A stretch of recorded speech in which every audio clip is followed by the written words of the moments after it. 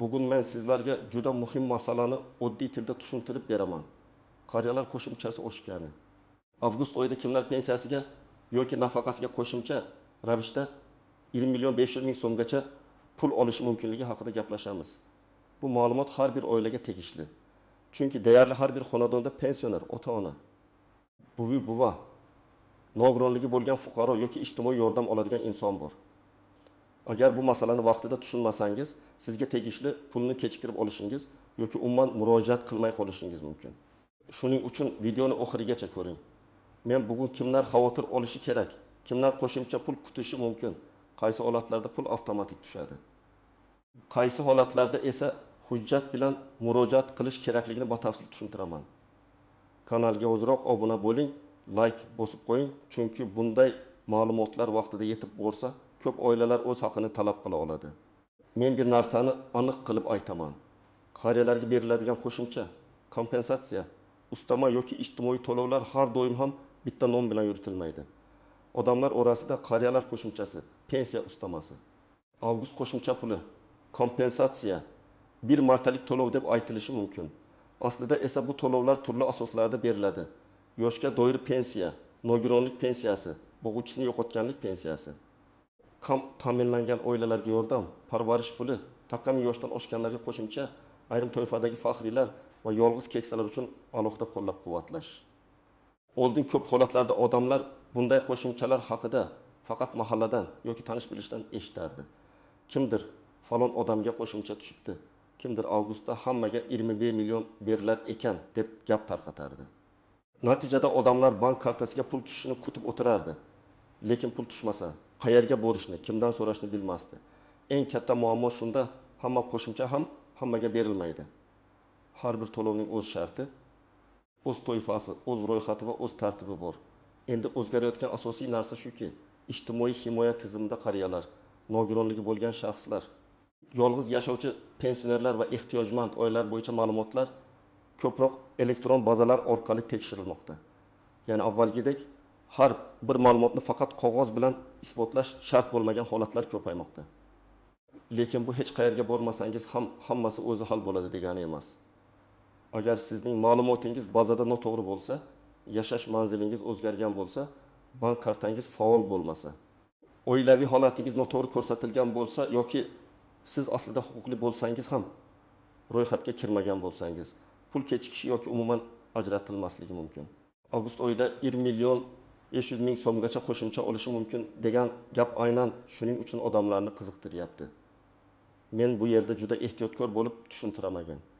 5 million so'm hamma pensionerga avtomatik beriladigan umumiy pul sifatida tushunilmasligi kerak. Bunday summa ayrim toifalarda bir martalik to'lov, kompensatsiya, qayta hisob-kitobdan chiqqan farq.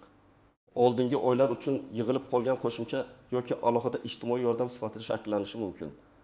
Demak, savol shunday bo'lishi kerak. Men qaysi toifaga kiraman? Mening huquqim bormi? Bu pul menga avtomatik tushadimi yoki murojaat qilishim kerakmi? Asosiy qism bu.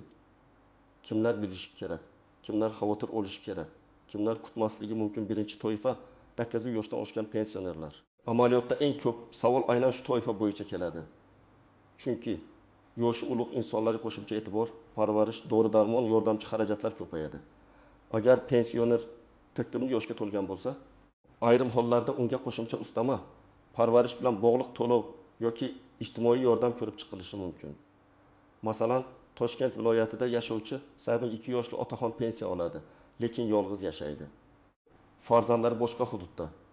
U nafaqat pensiyasini, balki ijtimoiy xizmat va qo'shimcha yordam masalasini ham tekshirtirishi kerak. Chunki uning holatida yosh salomatlik, yolg'iz yashashi va moddiy ehtiyoji birgalikda baholanadi. Ikkinchi toifa, nogironligi bo'lgan pensionerlar. Bu yerda ikki xil holat bor. Birinchisi, fuqaro yoshga doir pensiyada, lekin nogironligi ham bor. Ikkinchisi, fuqaro nogironlik pensiyasi yoki nafaqasini oladi. Agar nogironlik guruhi o'zgargan bo'lsa, masalan, 3-guruhdan 2-guruhga o'tgan bo'lsa, to'lov miqdori qayta hisoblanishi mumkin. Agar bu qayta hisoblash vaqtida 1-2 oy kechiksa, keyingi oyda farq yig'ilib tushishi mumkin. Shunda odamlar menga avgustda 1 million qo'shimcha tushdi deb aytadi. Aslida bu bir oy uchun yangi qo'shimcha emas, balki oldingi oylar bo'yicha farq bo'lishi mumkin. Uchinchi toifa. Boquvchisini yo'qotgan oilalar. Masalan, keksa ona o'g'lidan ayrilgan, o'g'li oilaning asosiy boquvchisi bo'lgan yoki voyaga yetmagan bolalar boquvchisini yo'qotganlik pensiyasi oladi. Ayrim oylarda hujjatlar to'liq rasmiylashtirilmagan bo'ladi, natijada ular tegishli to'lovni vaqtida ola olmaydi. Agar avgust oyida hujjatlar to'g'rilansa yoki qayta hisob-kitob qilinsa, bir necha oy uchun yig'ilgan summa katta ko'rinishi mumkin. Shu sababli 20 million so'm degan raqam ayrim oylar uchun real bo'lishi mumkin. Lekin bu holat toifa hujjat va hisob-kitobga bog'liq. 4-toifa. Kam ta'minlangan va ijtimoiy himoyaga muhtoj oilalardagi qariyalar. Masalan, bir uyda 76 yoshli buvi, ishsiz kelin va 2 nafar maktab yoshidagi bola yashaydi. Bu oilaning umumiy daromadi juda past bo'lsa, mahalla va ijtimoiy himoya organlari orqali qo'shimcha yordamlar ko'rib chiqilishi mumkin. Bu yordam doimiy pensiya ustamasi bo'lmasligi mumkin, lekin oziq-ovqat, dori-darmon, kommunal xarajatlar yoki bir martalik moddiy yordam shaklida berilishi ehtimoli bor. Shuning uchun men har doim aytaman, faqat pensiyam oshadimi deb so'raman. Mening oilamga qaysi ijtimoiy yordam turi tegishli deb so'rang. 5-toifa. Ishlagan yillari, staj yoki ish haqi ma'lumotlari keyin topilgan pensionerlar. Bu juda muhim. Ko'p odamlar pensiyaga chiqqan paytda eski ish joyidan ma'lumotnoma topa olmaydi. Arxiv hujjatlari yo'qolgan bo'ladi yoki ish staji to'liq kiritilmagan bo'ladi. Keyinchalik hujjat topilganda pensiya qayta hisoblanadi. Masalan, 68 yoshli fuqaro 1990-yillardagi 5 yillik ish stajini keyin arxivdan topdi. Agar bu staj pensiya miqdoriga ta'sir qilsa, unga keyingi oydan pensiya oshishi va ayrim hollarda o'tgan davr uchun farq ham hisoblanishi mumkin. Shunda avgustda keladigan summa odatdagi pensiyadan ancha ko'p bo'ladi. 6-toifa. Urush qatnashchilari, mehnat front faxriylari, alohida xizmat ko'rsatgan shaxslar yoki davlat tomonidan belgilangan maxsus toifadagi fuqarolar. Bu toifalarda to'lovlar oddiy pensiya qoidalari bilan cheklanib qolmaydi. Ularga alohida ustamalar, bayram oldi bir martalik pullar, tibbiy va sanatoriy imtiyozlari, kommunal kompensatsiyalar berilishi mumkin. Agar fuqaroning maqomi hujjat bilan tasdiqlangan bo'lsa, to'lov miqdori boshqalardan farq qiladi. Endi kimlar xavotir olmasligi mumkin? Agar siz oddiy yoshga doir pensiya olsangiz, barcha hujjatlaringiz tartibda bo'lsa, nogironlik guruhi o'zgarmagan bo'lsa, taktun yoshdan oshmagan bo'lsangiz, kam ta'minlangan oilalar ro'yxatida bo'lmasangiz va sizga alohida ijtimoiy maqom berilmagan bo'lsa, 20 million so'm qo'shimcha hamma qatori avtomatik tushadi deb kutish to'g'ri bo'lmaydi. Sizning pensiyangiz odatdagi tartibda. Belgilangan indeksatsiya yoki qayta hisoblash bo'lsa, shunga qarab o'zgaradi. Keling, aniq misollar bilan ko'ramiz. Birinchi misol, 11 yoshli onaxon 970 ming so'm atrofida pensiya oladi, yolg'iz yashaydi, sog'lig'i yomonlashgan. Dorilar uchun xarajati ko'p. Agar u ijtimoiy himoya organlari ro'yxatida bo'lmasa, oila a'zolari borib uning holatini tekshirtirishi kerak. Unga qo'shimcha ijtimoiy xizmat, moddiy yordam yoki tegishli ustama ko'rib chiqilishi mumkin. Bu yerda asosiy dalil yoshi, yolg'izligi, daromadi, tibbiy holati. Ikkinchi misol, 72 yoshli otaxon pensiya oladi, lekin 25 yillik stajdan faqat 12 yillik hisobga olingan. Keyin arxidan 7 yillik ish ma'lumotnomasi topildi. Pensiya jamg'armasi yoki tegishli organ hujjatni qabul qilib, qayta hisob-kitob qilsa, pensiya oshishi mumkin. Agar bu jarayon 2 oy oldin boshlanib, avgustda yakunlansa, avgust oyida oddiy pensiyadan tashqari farq ham tushishi mumkin. Odamlar buni avgust qo'shimchasi deb ataydi, lekin aslida bu shaxsiy qayta hisob-kitob natijasi. 3-misol, nogironligi bo'lgan fuqaroning guruhi o'zgardi. Oldin 3-guruh bo'lgan. Keyin tibbiy ijtimoiy ekspertiza uni 2-guruh deb belgiladi. Agar yangi guruh bo'yicha to'lov yuqoriroq bo'lsa, to'lov miqdori o'zgaradi. Hujjatlar kechikib kiritilsa, farq keyingi oyda yig'ilib tushishi mumkin. Bunday holatda 5 million so'mga yaqin qo'shimcha chiqishi ehtimoli mavjud, lekin bu har bir ish bo'yicha alohida hisoblanadi. 4-misol, pensionerning bank kartasi muddati tugagan yoki karta bloklangan. Tizim pulni hisoblagan bo'lishi mumkin. Lekin fuqaro pulni ola olmaydi. Keyin karta yangilanganda bir necha oylik to'lov birga tushadi. Odamlar buni yangi qo'shimcha deb o'ylaydi. Aslida bu oldin hisoblangan, lekin olinmagan pul bo'ladi. Shuning uchun men har doim kartangiz faolmi? Hisob raqamingiz to'g'rimi? SMS xabarnoma ulanganmi? Tekshirib turing deyman. Eng katta xato, hamma pensionerga 1 million berilar ekan degan gapga ishonish. Men buni aniq aytaman. Bunday gapni eshitsangiz, darhol manbasini so'rang. Qaysi qaror, qaysi farmon, qaysi toifa, qaysi sana, qaysi organ? Agar javob yo'q bo'lsa, bu shunchaki mish-mish bo'lishi mumkin. Ijtimoiy to'lovlarda bitta so'z ham juda muhim. Barcha pensionerlar boshqa narsa. Ayrim toifadagi pensionerlar boshqa narsa. Kam ta'minlangan oilalardagi keksalar boshqa narsa. Qayta hisob-kitob qilingan fuqarolar mutlaqo boshqa narsa. Ikkinchi nozik jihat. Propiska va yashash manzili. Ko'p pensionerlar bir joyda ro'yxatda turadi, lekin boshqa joyda farzandlarnikida yashaydi. Ijtimoiy yordam tayinlashda esa mahalla, oila tarkibi, daromad, yashash sharoiti muhim bo'lishi mumkin.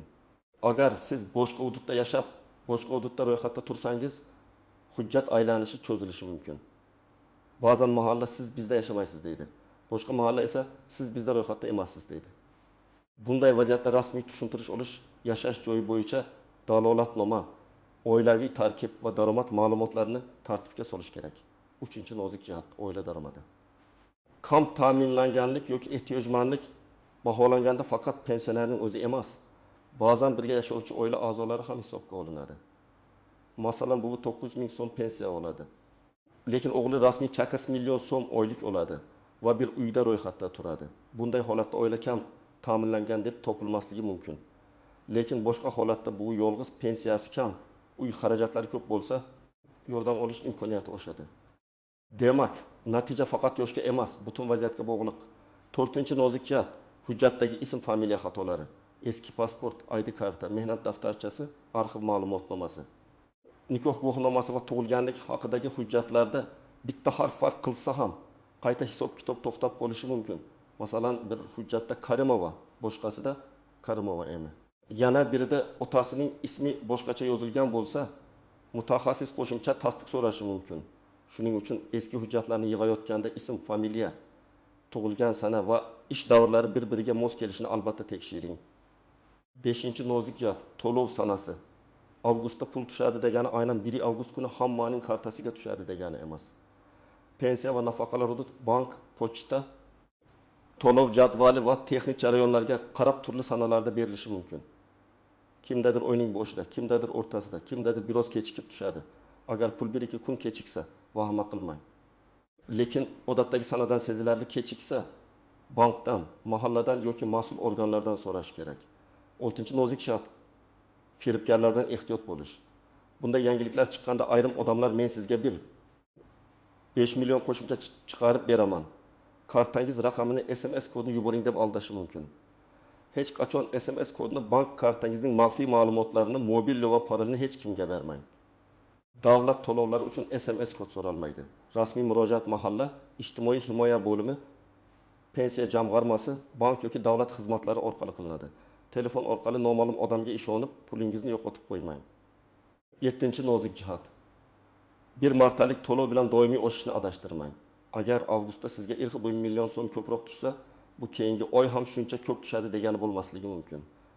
Bu o'tgan oylar farqi, kompensatsiya, bir martalik yordam yoki qayta hisob-kitob natijasi bo'lishi mumkin. Doimiy oshish bo'lsa, sizga yangi pensiya miqdori belgilangan bo'ladi. Shuning uchun to'lov tushgandan keyin bank SMS-ga qarab xulosa qilmang. Hisob-kitob ma'lumotini so'rang. Endi eng muhim qismga o'tamiz. Siz yoki sizning oilangizdagi pensioner nima qilishi kerak? Birinchi qadam pensionerning toifasini aniqlang. U yoshga doir pensiya oladimi, nogironlik pensiyasimi? Boquvchisini yo'qotganlik bo'yicha to'lovmi? Ijtimoiy nafaqami? Yosh nechada? Agim yoshdan oshganmi? Yolg'iz yashaydimi? Nogironlik guruhi bormi? Kam ta'minlangan oilalar ro'yxatiga kiradimi? Maxsus maqomi bormi? Mana shu savollarga javob topmasdan turib, menga 20 million tushadimi degan savolga aniq javob berib bo'lmaydi. Ikkinchi qadam, hujjatlarni tayyorlang.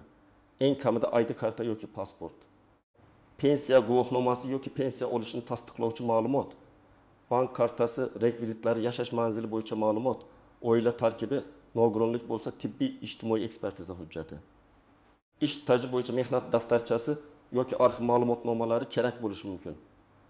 Agar yolg'iz yashovchi pensioner bo'lsa, mahalla dalolatnomasi yoki ijtimoiy holatini tasdiqlovchi hujjatlar so'ralishi mumkin. 3-qadam. Mahallaga boring yoki ijtimoiy xodim bilan bog'laning. Men tavsiya qiladigan gap juda oddiy. Mening oilamdagi pensionerning ijtimoiy yordam va qo'shimcha to'lovlarga huquqi bor yo'qligini tekshirib berishingizni so'rayman.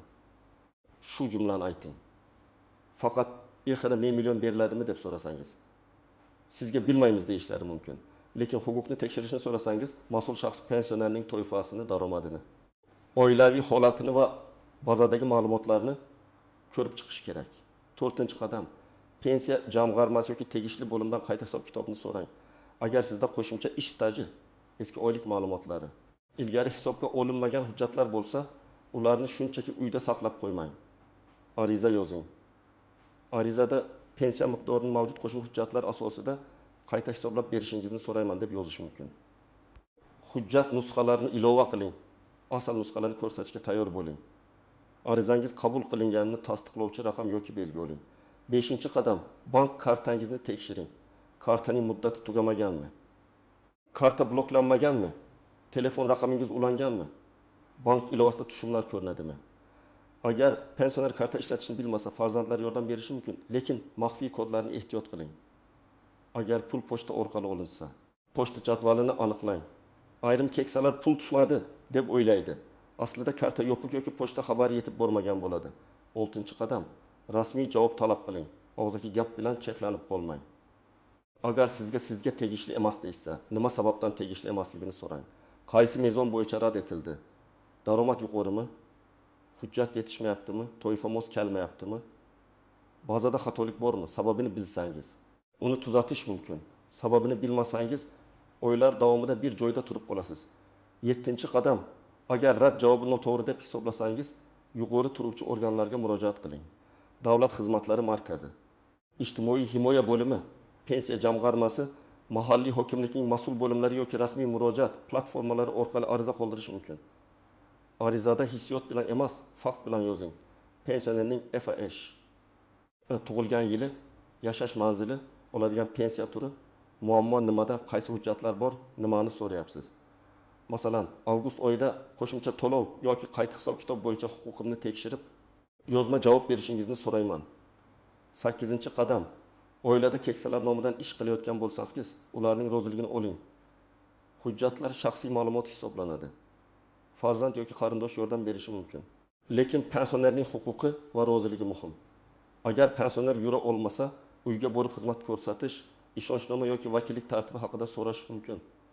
Bunday imkoniyatlar bor, faqat so'rash va rasmiylashtirish kerak. Men sizlarga yana bir muhim maslahat beraman.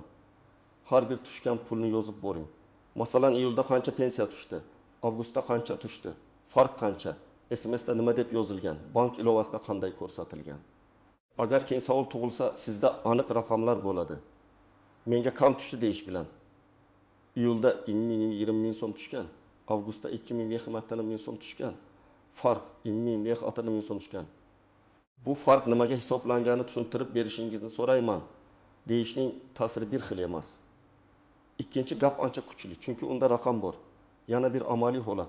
Agar pensioner vafot etgan bo'lsa, lekin hisoblangan pul qolgan bo'lsa, merosxo'rlar yoki oila a'zolari qaysi to'lovlar olinishi mumkinligini rasmiy tartibda so'rash kerak. Bu nozik masala, lekin ko'p oilalar bilmaydi. Ayrim to'lovlar vafotdan keyin to'xtaydi.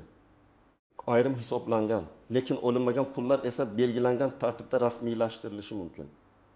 Bunday vaziyatda bank, pensiya organi va notarial tartib bo'yicha maslahat olish kerak. Bugungi mavzudan asosiy xulosa shuki, avgust oyida 20 ming so'mgacha qo'shimcha pul olishi mumkin bo'lganlar bor. Lekin bu hamma pensionerga avtomatik beriladigan bir xil to'lov degani emas. Bu summa ayrim toifadagi qariyalar, nogironligi bo'lgan shaxslar, qayta hisob-kitob qilingan pensionerlar, ijtimoiy himoyaga muhtoj oilalar yoki oldingi oylar bo'yicha farq yig'ilgan fuqarolarda paydo bo'lishi mumkin. Men ekspert sifatida sizga shuni maslahat beraman. Mish-mishga ishonib kutib o'tirmang. Toifangizni aniqlang, hujjatlaringizni tekshiring, mahalla va mas'ul organlarga murojaat qiling. Qayta hisob-kitob huquqingiz bo'lsa, ariza yozing. Bank kartangizni tekshiring va har bir javobni rasmiy shaklda olishga harakat qiling. Ayniqsa taqatim yoshdan oshganlar, yolg'iz yashovchi keksalar, nogironligi bo'lgan pensionerlar va staji to'liq hisobga olinmagan fuqarolar bu masalani albatta tekshirtirishi kerak. Sizning oilangizda pensioneri bormi? Avgust oyida qo'shimcha pul tushdimi yoki hali kutyapsizmi? kommentariyada yozib qoldiring. Men keyingi videolarda eng ko'p uchrayotgan savollarga alohida javob beraman. Videoni foydali deb bilgan bo'lsangiz, like bosing, yaqinlaringizga yuboring va kanalga obuna bo'ling. Chunki bunday ma'lumotni vaqtida bilgan odam o'z haqini yo'qotmaydi.